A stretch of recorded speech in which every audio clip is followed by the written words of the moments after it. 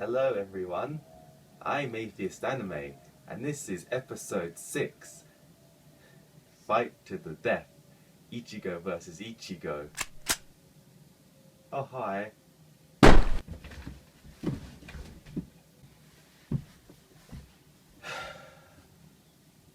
Roll the intro.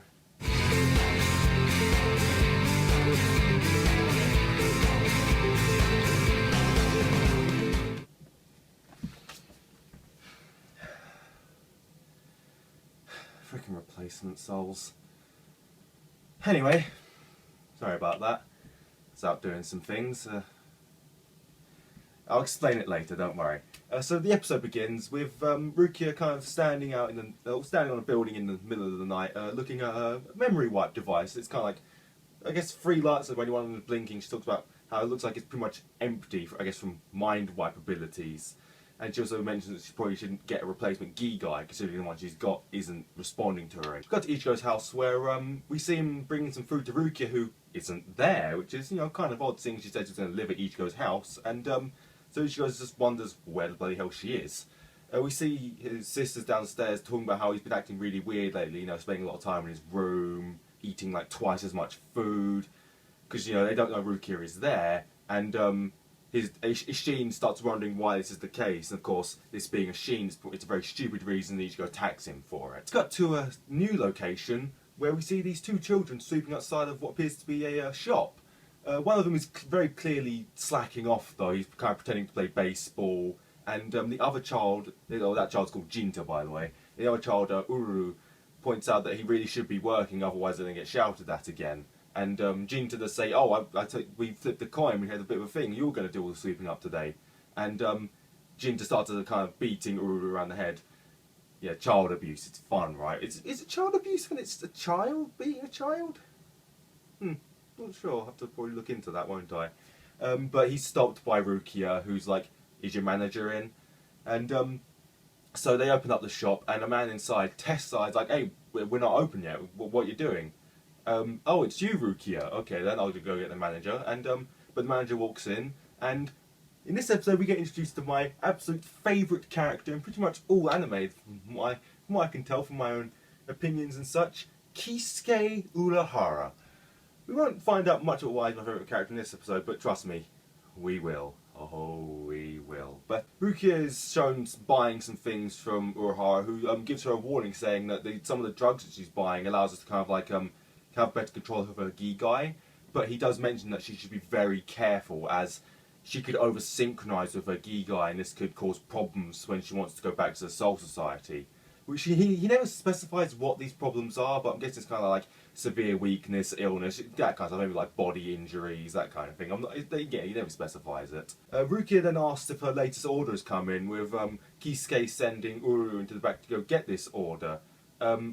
As Rukia is about to leave, Kisuke does warn Rukia that she can't fake whatever it is forever, that she still needs to be really careful. We don't know what she's faking at the moment, but whatever it is, it's clearly dangerous. We cut to Ichigo's school, sorry about that, where Rukia comes in and greets Ichigo and his friends, and kind of takes Ichigo away to the roof, where she not the roof, sorry, to outside. I thought it was a roof because they look similar, but basically out to like kind of the courtyard area, where she gives Ichigo this kind of like a Pez dispenser looking thing, and she explains what these replacement souls are, a Gikongai, for the Japanese version of it.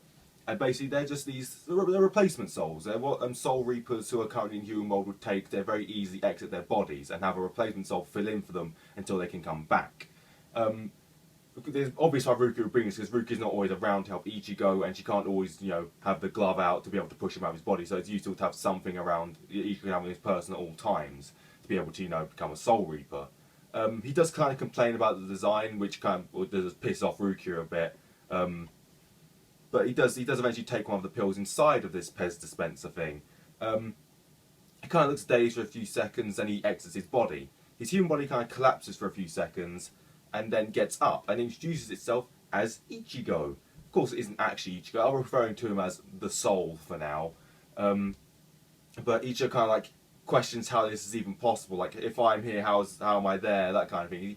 the whole out of body thing again. Yeah, but before you can really question anything properly or Rukia can even give any answers, they get a call from Soul Society about another hollow.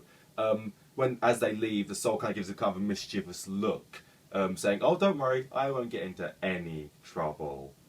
We go back to Uruhara's shop where he notices that the box which Uru grabbed the replacement soul from, the Gigon guy, has been marked as faulty goods. Jinta does berate Uru for this, and Tessai does mention that this Gigon guy could cause a lot of problems, and Uruhara agrees and does say, yeah, we should probably get on this, fix this shit. Come back to Ichigo's school, where the Gigon guy is able to effortlessly smash this metal fence to pieces in a single kick. And when this guy comes on, probably like a kendo teacher or something, so he has a kendo stick on him. He's like, "Oh, how the hell did that happen? What are you doing? Are you Ichigo?"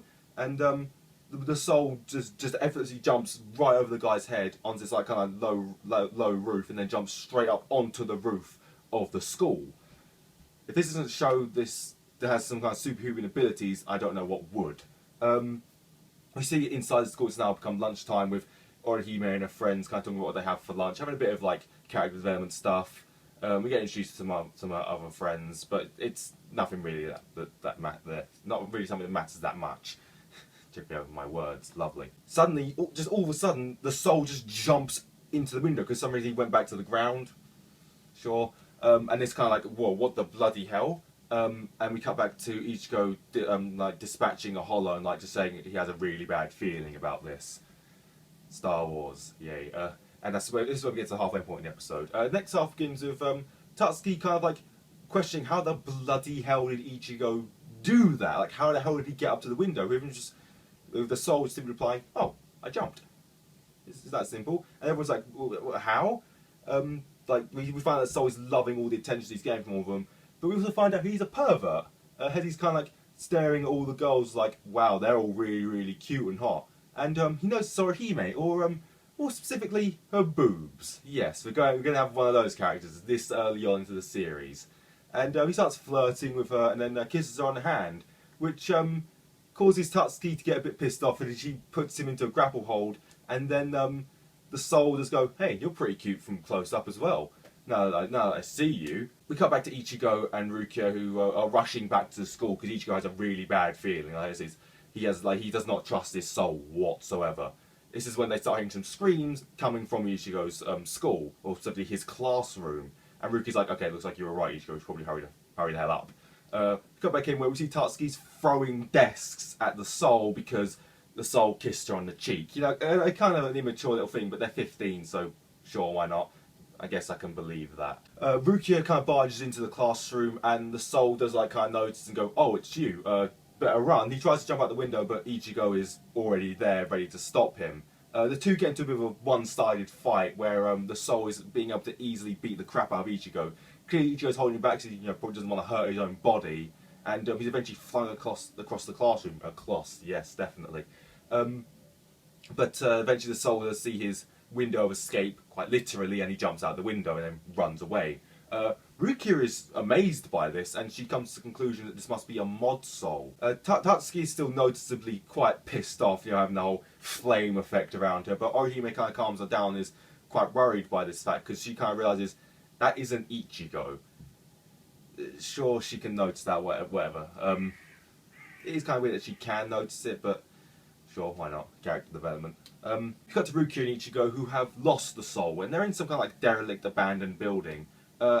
Ichigo's kind of really like distressed about all these things that the soul's been doing, like kissing girls, jumping through windows and such, and he's like worrying, "It's going to ruin my image." No, not my image.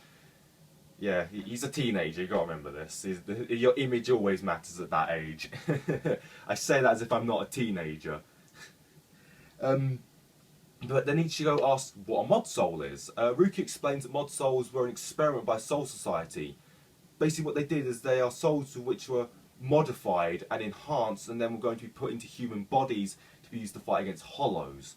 Of course, this would mean that they have to put the souls into dead bodies, which Soul Society kind of realised is kind of wrong and condemned the practice and were to have all mod souls be destroyed. we find that the reason this mod soul is so fast and so strong is because of the fact that all mod souls have the ability to increase one aspect, of a human body, and physically to superhuman levels, whether it be superhuman strength, superhuman legs, that kind of stuff. Ichigo does feel kind of sympathetic for the mod soul because, like, they had to be all destroyed, and he says, "Oh, why should he have been destroyed for being what he was created to be?" But Rukia does say, "No, he has to be destroyed. It's the law." If you're thinking Judge Dredd there, I'm there with you. So they leave though on the lookout for the soul, the mod soul as I call him now, since we know what he is specifically. And Ichigo does wonder what this soul is thinking, having to constantly be on the run, constantly fearing for his life of being destroyed. So then we cut to the mod soul jumping through the sky, happy as could be, and again loving all of the attention that he's getting from all the people on the ground. He's like jumping, he's jumping as high as buildings, and he's also loving his abilities. Like, he's thinking his abilities so much fun. As he's jumping around, he spots these kids on the ground playing I guess kind of like a Pokemon style game, like Digimon, that kind of thing. You catch monsters, or in this case you can I guess create monsters. Never specify what the game is about or anything, but this, like, one of them saying, "Oh, my monster isn't doing as good as I wanted to. I'm just going to destroy and make a new one that's better."